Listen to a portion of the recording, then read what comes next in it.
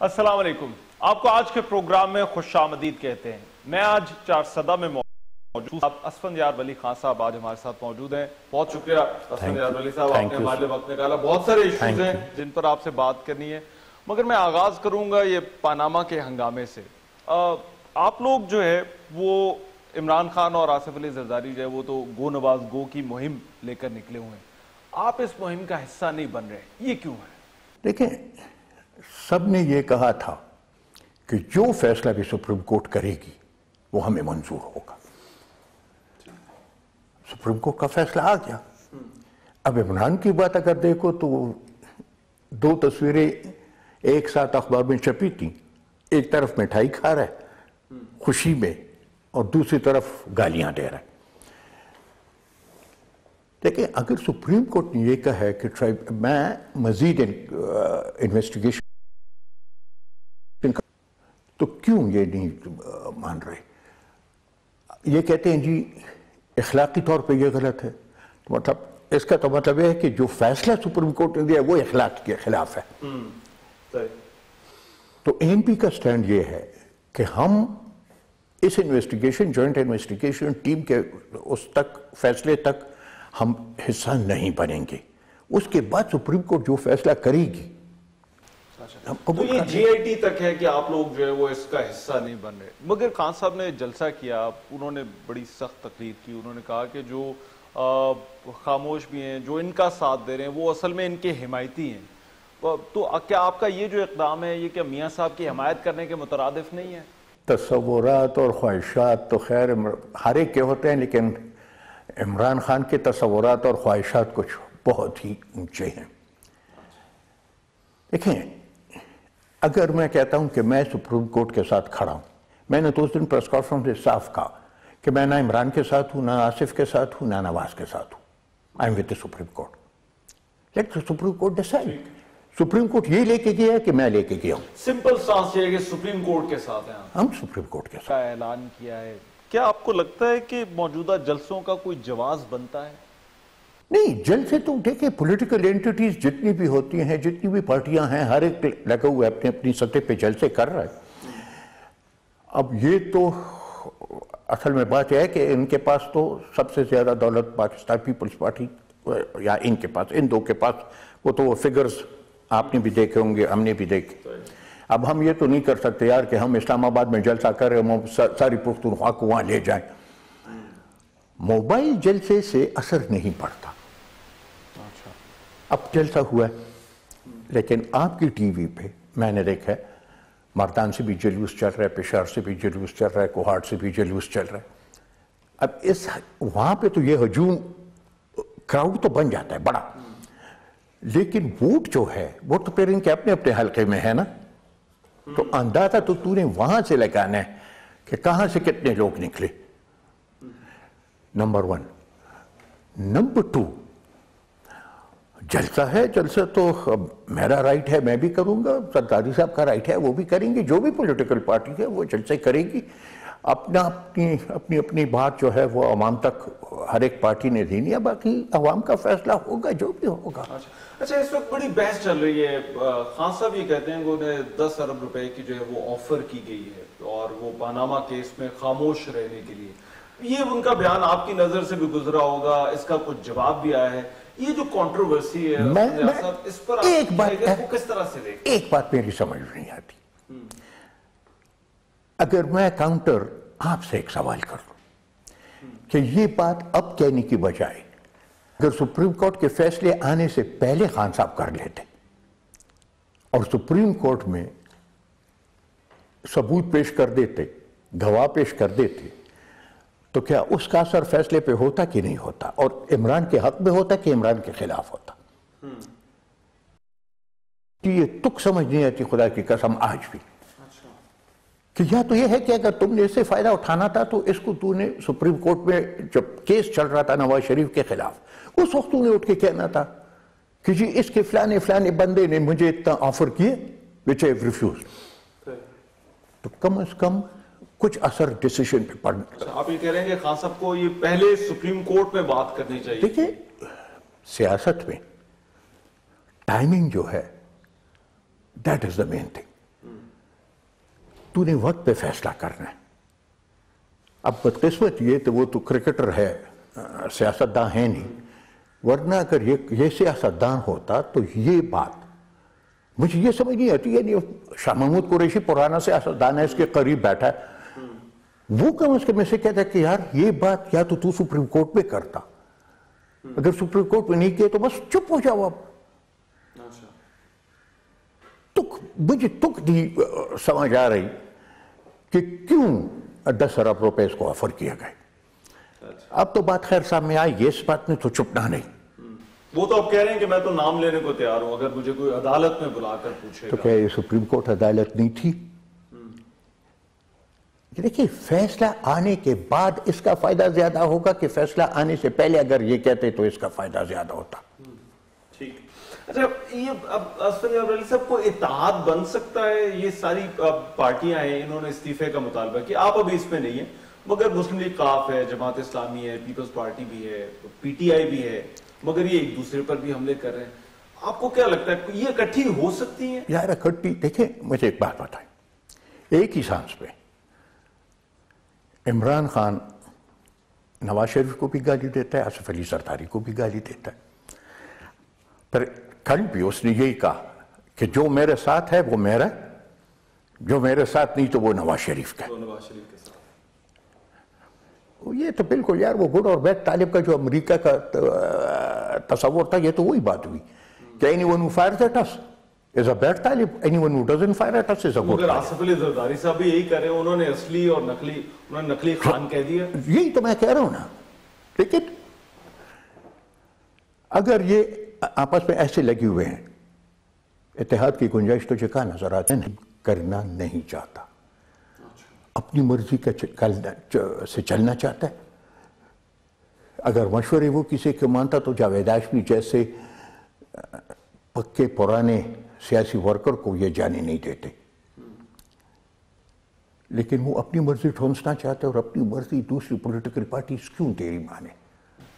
تو آپ کو لگتا ہے یہ اپنی اپنی سیاست کریں گے, اکٹھا ان کے ہونے کا ابھی فی الحال کل کی تو پیشن گوئی کوئی نہیں کر سکتا, لیکن آج ان حالات میں جو حالات ہیں, اب کل سراج الحق صاحب نے بھی زرداری صاحب پہ حملے کیے ہیں,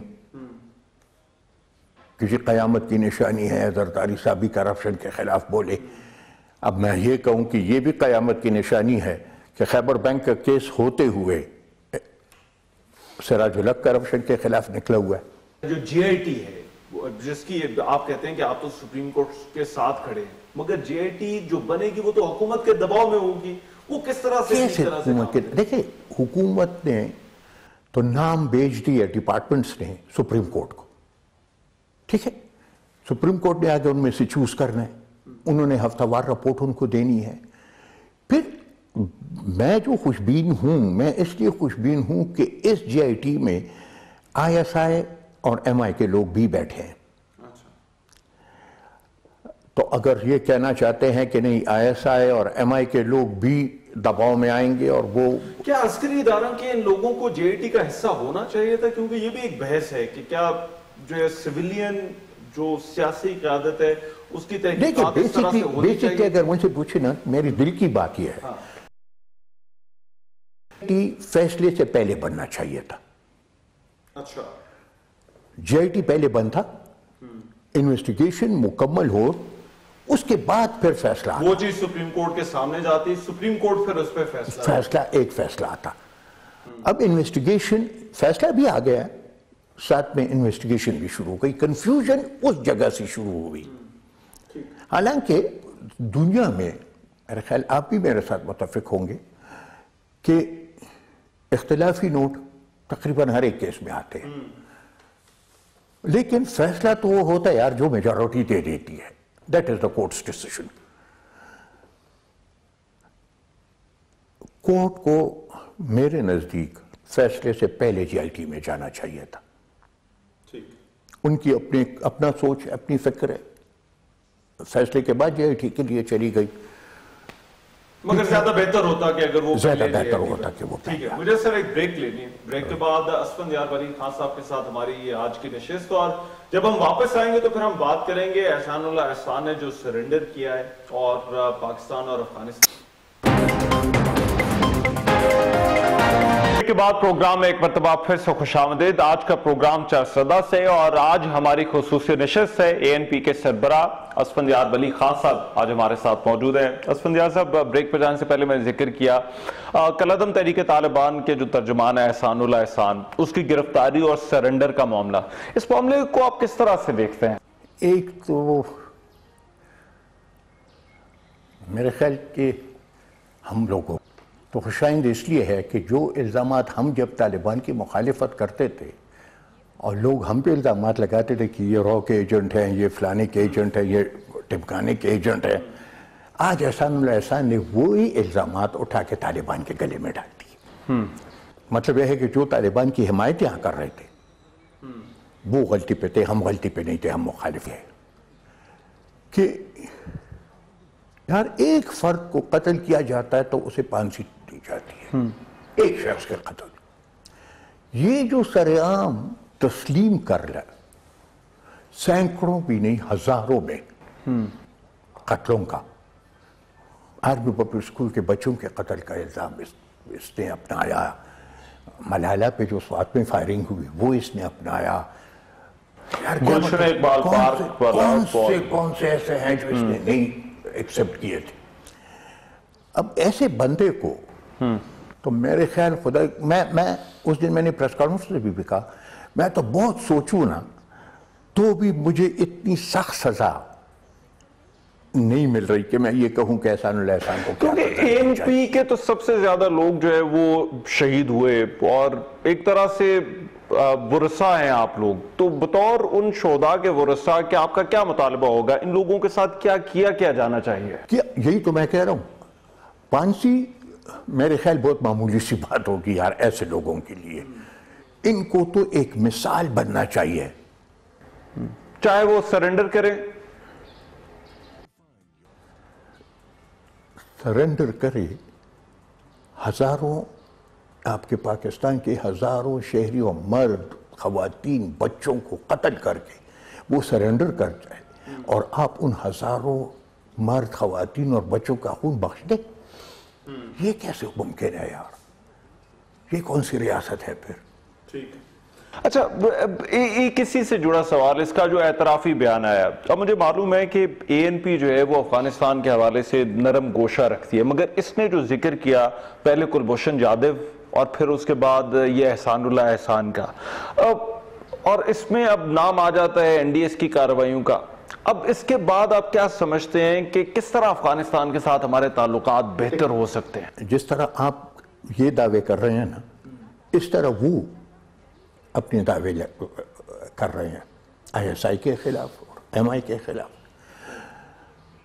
جب تک میں تھے آپس میں, ایک تو جو ان کی انفارمیشن ہے دونوں کی, اس کا تبادلہ ایک دوسرے کے ساتھ صحیح طریقے سے کریں, اور دونوں مل کے کوارڈینیٹڈ, کے لیے مجھے اردو کا لفظ نہیں آتا, کہ کوارڈینیٹڈ ایک اسٹریٹجی کے تحت یا آگے چلے, تب ہی جا کے ہم ان لوگوں سے چھٹکارا پا سکتے ہیں. اب دیکھیں, کل افغانستان کی صرف بات تو نہیں, کل تو ایران نے بھی آپ سے گلہ کیا کہ نہیں کیا کل؟ بالکل. پورا علاقہ جو ہے, میں تو بدگمانیاں آپ نے دور کرنی ہے, بڑھانی نہیں. مگر دیکھیں اسفندیار ولی صاحب, یہ تو بدگمانیاں نہیں ہے نا, یہ کلبھوشن جادو کا جو اعترافی بیان ہے, جو TTP کا تعلق ہے, یہ تو باقاعدہ اعترافات ہیں کہ ہمیں NDS جو ہے وہ کہتی تھی کہ یہ کرو, سپورٹ کرتی تھی, فنڈنگ کرتی تھی. ایسی بیانات وہاں بھی ہیں نا, ایسی بیانات وہاں بھی ہیں کہ جی ہمیں یہ کہتے تھے, ہمارا کیمپ فلانے جگہ تھا, ہمیں فلانے جگہ ٹریننگ دی گئی, یہ بیانات تو وہاں بھی ہیں.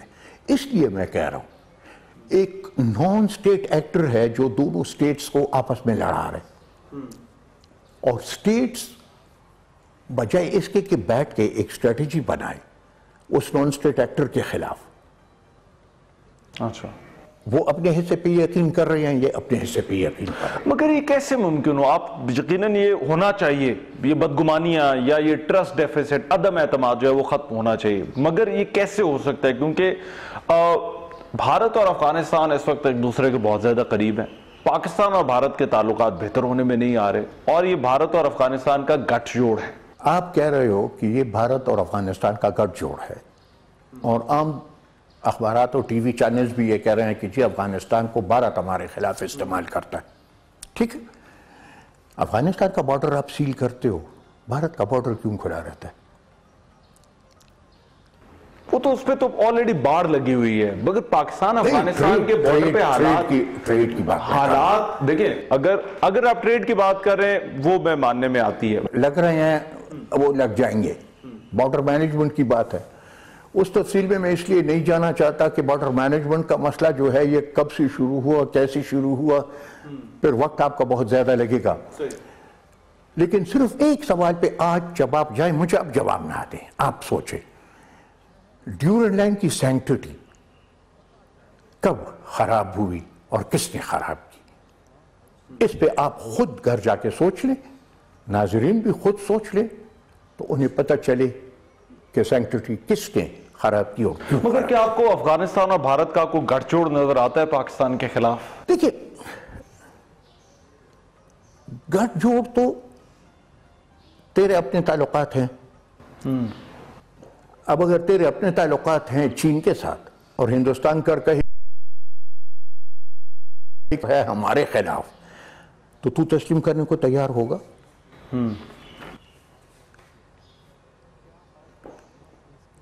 آپ ان دونوں کے گٹھ جوڑ کی بات کرتے ہیں. چائنا، رشیا اور پاکستان بیٹھ کے افغانستان کے مستقبل کے فیصلے کرتے ہیں جس میں کوئی افغان موجود نہیں.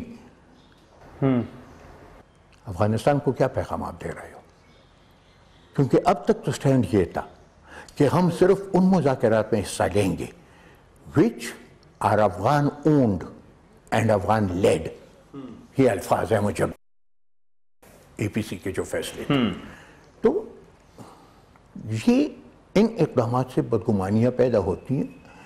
میں تو یہی آپ سے کہہ رہا ہوں، دیکھیں آج اسپیکر صاحب اور سینئر ہمارے پولیٹیشنز گئے ہیں، کل یا پرسوں میرے خیال وہ گئے تھے آپ کے آرمی کا ایک ہائی چیف آف جنرل صاحب بلال اکبر صاحب وہ گیا تھا، وہ بیٹھے. انہی سے بدگمانیاں ختم ہوں گی کہ یہ انٹریکشن ایک مرتبہ شروع ہو. اب لازمی بات ہے کہ ہمارے جو ملٹری ڈیلیگیشن دی تھی تو انہوں نے اپنے ان کو شواہد دیے ہوں گے، انہوں نے اپنے شواہد ان کو دی ہیں. آج جو ڈیلیگیشن جائے گا تو اس یہ بھی بات کریں گے لازماً. اسپیکر صاحب نے تو نہیں صرف کھانے روٹی کے لیے تو نہیں گیا وہاں. تو انہی انٹریکشن سے یہ فضا ہم نے دیکھیں. You can't wish Afghanistan away, Afghanistan can't wish you away. یہ مانتے ہو ختم ہو سکتا ہے، نہ یہ عمل ختم ہو سکتا ہے. ٹھیک.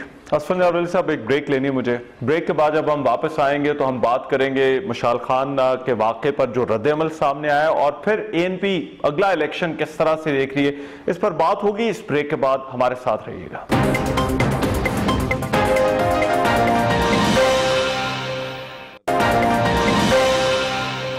بریک کے بعد پروگرام میں ایک مرتبہ پھر سے خوش آمدید. چارسدہ سے ہمارا آج کا پروگرام اور اے این پی کے سربراہ اسفندیار ولی خان صاحب ہمارے ساتھ موجود ہیں. اسفندیار صاحب، مشال خان کا واقعہ ہوا، اس کے بعد ہم نے ایک رد عمل دیکھا، پورے ملک سے وہ آیا. مگر ایک تو وہ رد عمل ہے، دوسرا جو حکومت کے کرنے کے کام ہے اس طرح کے واقعات کے بعد. مشال خان کے واقعے پر جو اقدامات اٹھائے گئے حکومت کی طرف سے، کیا آپ کو لگتا ہے وہ کافی تھے؟ وہ کچھ ہوا جو ہونا چاہیے تھا؟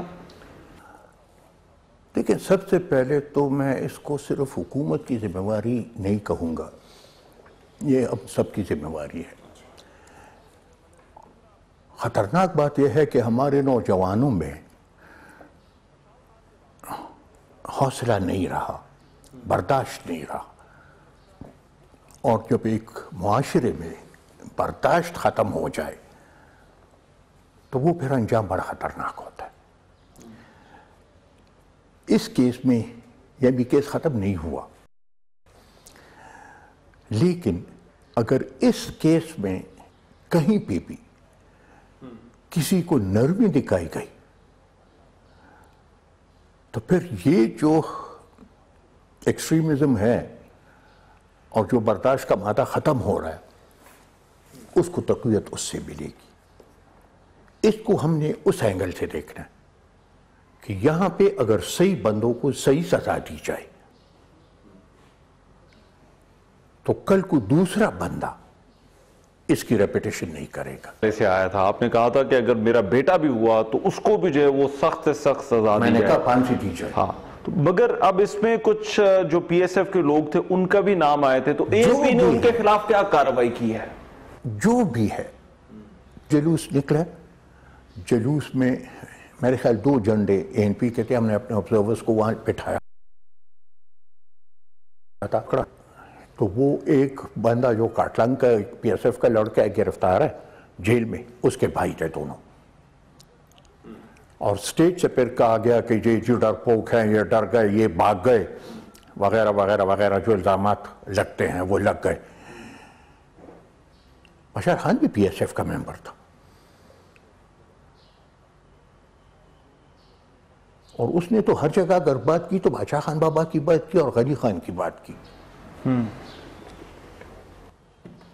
اگر میں یہ کہتا ہوں کہ میرا اگر اپنا بیٹا بھی اس میں انوالوڈ ہے، اس کو بھی پھانسی چڑھاؤ، تو دوسرے پی ایس ایف کے بارے میں تو مجھ سے کیوں پوچھتا ہے یار کہ دوسرا اگر کوئی کارکن ہے۔ اب آپ نے یہ ذکر کیا، آپ نے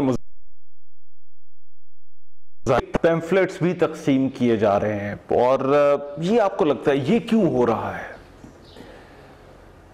یہ صرف اس لیے کہ ان مجرموں کے ساتھ نرمی کی جائے، اور ان مجرموں کے ساتھ نرمی جو ہے کل کو وہ ملک کے لیے بہت بڑا نقصان ہوگا۔ کسی صورت پہ نرمی نہیں کرنی چاہیے، آپ نے سٹینڈ لینا ہے اس چیز کے خلاف۔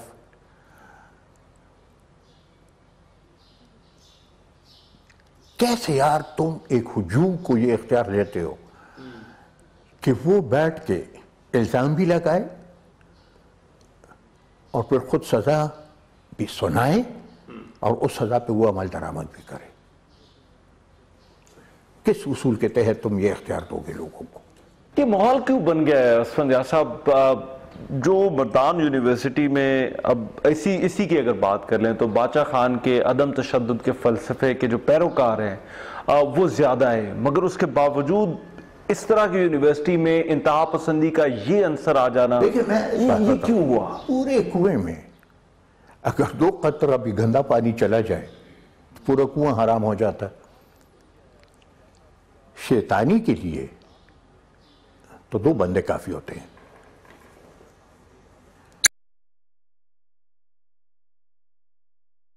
رکھے آپ ہجوم کو اٹھانا، جذباتی کرنا اور لے جانا یہ آسان ہے، لیکن ایک اشتعال انگیز ہجوم کو نیچے لانا وہ سب سے مشکل کام ہے۔ اب اس واقعے میں صرف سٹوڈنٹس تو انوالو نہیں ہیں، تو آپ نے بھی اور بھی لوگ ہیں، یونیورسٹی امپلائیز بھی ہیں، باہر کے لوگ بھی ہیں، وہ ایک تحصیل کونسل کے ممبر کی نام بھی لیے جا رہے ہیں۔ تو یہ تو ایک، جیسے میں نے کہا، ایک ہجوم، اب ایک بات یہ بھی سامنے آ رہی ہے کہ نہیں جی یہ یونیورسٹی کے اندر پرو ایڈمنسٹریشن، اینٹی ایڈمنسٹریشن ایک وہ چل رہا تھا، اس کی وجہ سے ہوا، کیونکہ کہیں پہ بھی آپ نے آج تک ایک کوئی کلپ ایسی نہیں دیکھی ہوگی جس میں مشعل شہید نے توہین رسالت کی ہو۔ کسی نے یہ مثال ابھی تک آپ کو نہیں دی۔ جو بھی انویسٹیگیٹرز ہیں، جو تفتیش کرنے والے ہیں، وہ سب یہی کہتے ہیں کہ کوئی اس نے نہیں کی۔ مطلب یہ ہے کہ پھر تو وجوہات کچھ اور تھے، اور بس وہ جنونیت کے حد تک اسے لے گیا اور اس بیچارے کی جان چلی گئی۔ اب ذرا خیبر پختونخوا کی سیاست، خیبر پختونخوا پہ بڑا فوکس ہونے جا رہا ہے۔ پی ٹی آئی کو جو ہے وہ اپنی کارکردگی یہاں پر ثابت کرنی ہے، پیپلز پارٹی بھی آ گئی ہے، مسلم لیگ نون جو ہے وہ بھی اپنے جلسے کر رہی ہے۔ پھر ہم یہ بھی سن رہے ہیں کہ ایم ایم اے جو ہے وہ اس کو بھی دوبارہ سے ریوائیو کیا جا رہا ہے۔ ANP کی کیا حکمت عملی ہونے جا رہی ہے؟ ANP جو ہے وہ کیا اکیلے الیکشن لڑے گی یا کسی سے اتحاد کرے گی؟ ایک فیصلہ آج کے حالات پہ ہمارا فیصلہ یہ ہے کہ ہم الیکشن سے پہلے کسی اتحاد کے قائل نہیں، الیکشن کے بعد پھر بیٹھ کے انسان سوچتا ہے کہ میں نے پیپلز پارٹی سے بھی نہیں کریں گے الیکشن سے پہلے؟ نہیں، الیکشن سے پہلے کیا تھا، 2008 میں بھی ہم نے نہیں کیا تھا، وہ اپنے تئیں الیکشن لڑے، ہم اپنے تئیں الیکشن لڑے 2008 میں، اور اس کے بعد پھر بیٹھ کے تو ایک اتحاد بنا۔ تو وہ مسئلہ اس بار بھی ہے، کوئی ہمیں تو ANP دوبارہ اپنی حیثیت حاصل کر پائے گی 2018 کے انتخابات میں؟ یہ پریڈکشنز تو پیر پگاڑا صاحب کو اللہ بخشے، پیر پگاڑا صاحب کیا کرتے تھے، میں تو بڑا کمزور بند ہوں یار، میں یہ پریڈکشن نہیں کر سکتا کہ ہم پیشن گوئی نہیں کر سکتا کہ پچھلے الیکشن میں 2013 میں لوگ ووٹ مانگ رہے تھے اور ہم اپنے شہیدوں کو دفن کر رہے تھے۔ میں نے تو پبلکلی، آپ نے بھی دیکھا ہوگا، ٹی وی پہ بھی میں نے یہ کہا کہ پورے پاکستان کا الیکشن کمشنر تو ابراہیم ہے، فخر الدین جی ابراہیم، اور ہمارا ANP کا الیکشن کمشنر جو ہے تو وہ حکیم اللہ مسعود ہے۔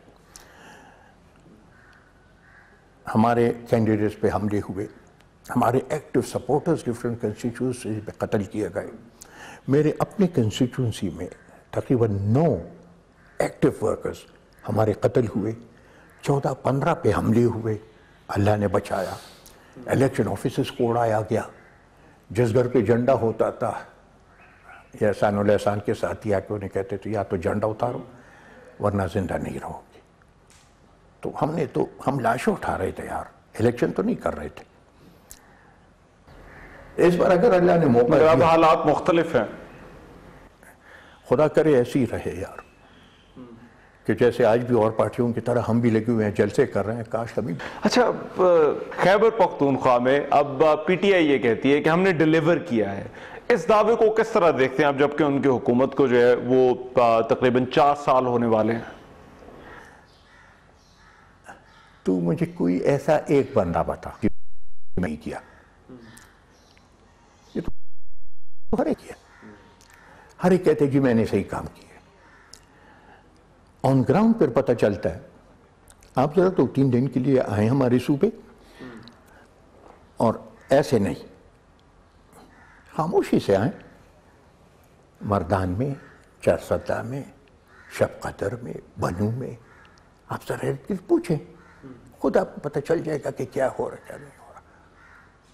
اگر ان کے قائدین کا نام نہیں لینا چاہتا یار، ان کے MNAs اور MPAs بھی آج ہمارے ساتھ رابطے میں ہیں۔ اچھا، تو اگر مطمئن ہیں اور انہوں نے صحیح ڈیلیور کی ہے، کس سلسلے میں رابطے میں ہیں؟ پارٹی میں آنے کے لیے۔ اچھا، اور اس نے کیا، مجھے پیسے، مجھے 10 ارب تو انہوں نے آفر نہیں کرنے، تو عمران خان کی قسمت میں 10 ارب ہے۔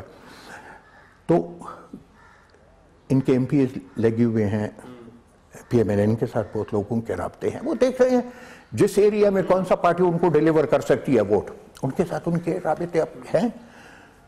جس دن اسمبلی اپنی مدت پوری کرے تو اس کے بعد پتہ چلے گا کہ کس پارٹی کے کتنے MPAs کہاں جا رہے ہیں، کس پارٹی کے کتنے MNAs کہاں جا رہے ہیں، یہ تو اس وقت پتہ چلے گا۔ بہت شکریہ اسفندیار ولی صاحب، آپ نے ہمارے لیے وقت نکالا۔ آپ کا تھینک یو۔